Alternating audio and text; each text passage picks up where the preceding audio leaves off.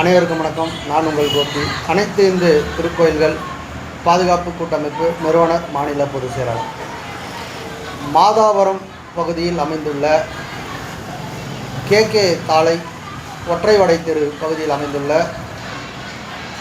பெருமாள் கோவிலில் பார்த்திங்கன்னா இந்த மாதத்தில் ஒரு திருட்டு சம்பவம் நடந்திருக்கு.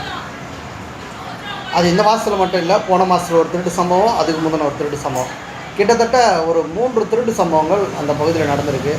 ஆனால் இந்த 3 திருட்டு சம்பவத்தில் இருமுறை கோவில் நிர்வாகமும் அந்த ஊர் நிர்வாகமும் சேர்ந்து காவல்துறையில் மாதாவரம் பால் பண்ணை காவல் நிலையத்தில் புகார் அளித்தோம். இதுவரை நடவடிக்கை எடுத்து பொருட்களை மீட்டும் தரவில்லை. களவாணிகளை கைது செய்து நடவடிக்கையும் எடுக்கவில்லை.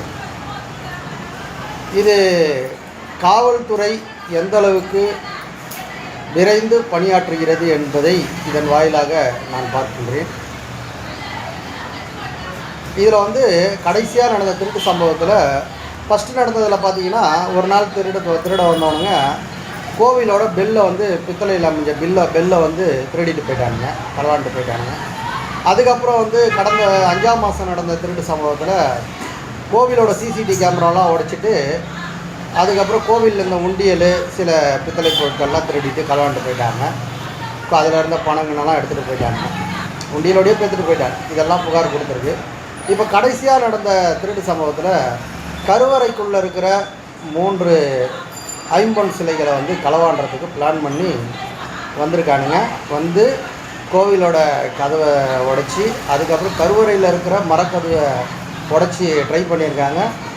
அந்த டைமில் அங்கே ஆள் நடமாட்டம் ஏதோ சத்தம் கேட்டதால் அதை அப்படியே விட்டுட்டு, உடைக்க முடியாத காரணத்தால் விட்டுட்டு களவாண்டு வந்தவங்க ஓடிட்டாங்க. இதை அந்த ஊர் நிர்வாகமும் கோவில் நிர்வாகம் காவல்துறையில் புகார் அளிச்சிருக்காங்க.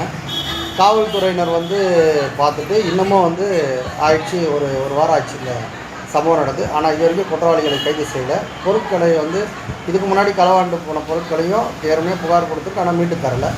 காவல் நிலையத்துக்கு கோவில் நிர்வாகம் போனாலும் சரியான அணுகுமுறையில் அணுகினாலும் அவர்கள் சரியான முறையில் எங்களுக்கு காவலர்கள் பற்றாக்குறை, எங்களுக்கு இந்த கேஸ் இருக்குது அந்த கேஸ் இருக்குன்ட்டு அலக்கடிச்சிட்டு வராங்க. இது ஏற்புடையதல்ல. காவல்துறையினர் விரைந்து குற்றவாளிகளை கைது செய்ய வேண்டும், கண்டுபிடித்து கைது செய்ய வேண்டும். இதற்கு முன்பு களவு செய்யப்பட்ட பொருட்களை எல்லாம் மீட்டு தர வேண்டும்.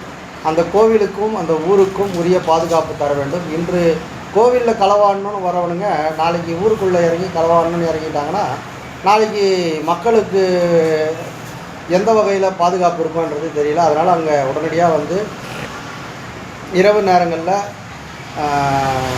போலீஸ் வாகனத்தை ரோந்து பணியை தீவிரப்படுத்தி, ஓகேங்களா, அங்கே வெளிநபர்கள் யாருன்னா சுற்றி தெரிஞ்சாங்கன்னா அவர்களை சந்தேகத்தின் பேரில் அவர்களை உடனடியாக விசாரித்து கரெக்டான நடவடிக்கை எடுக்கணும், ஓகேங்களா. இதை காவல்துறைக்கு கோரிக்கையாக வைக்கிறோம். இன்னும் சில தினங்களில் தாங்கள் இந்த புகாருக்கு ஊர் நிர்வாகமோ கோவில் நிர்வாகம் புகார் கொடுத்துருக்காங்க. இன்றைக்கி அமைப்பு சார்பாக நாங்களும் புகார் கொடுத்துருக்கோம். இதற்கு காவல்துறை செவி சாய்க்கலை, நடவடிக்கை எடுக்கலை அப்படின்னா விரைவில் அந்த கோவிலுக்கு CCTV கேமரா அமைப்பு சார்பாக அமைத்து தரப்பட்டு அங்கு இரவு நேரத்தில் எங்களுடைய பாதுகாப்பு படை, அமைப்புடைய பாதுகாப்பு படை இரவு நேரத்தில் அங்கே பாதுகாப்பு ரோந்து செல்லப்படும், ஓகேங்களா.